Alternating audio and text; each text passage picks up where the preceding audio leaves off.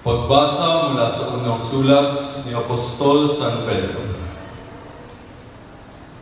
Mga pinakamamahal, lumapit kayo sa Panginoon, sa batong buhay na itinakwil ng mga tao, ngunit hinirang ng Diyos at mahalaga sa Kanyang paningin.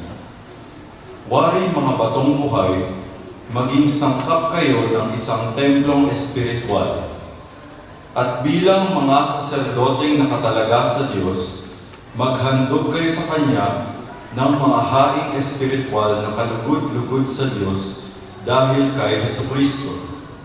Sapagkat, sinasabi ng kasulatan, "Masdan ninyo, itinayo ko sa Sion ang isang batong panulupan, hinirang at mahalaga.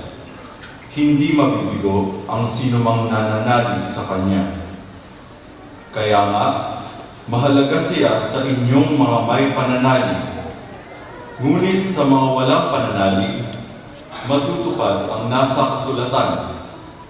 Ang batong itinakwil ng mga tagapagtayo ay siyang naging batong panulupan at naging batong katitisuran at ikararapan ng mga tao. Natisod sila sapagkat hindi sila sumunod sa salita ng Diyos. Ito ang itinalaga sa kanila. Datapwat, kayo ay isang lahing hinirang, mga saserdote ng hari, isang bansang nakatalaga sa Diyos. Pinili kayo ng Diyos upang maging Kanya at maghayag ng mga kahangahangang gawa niya.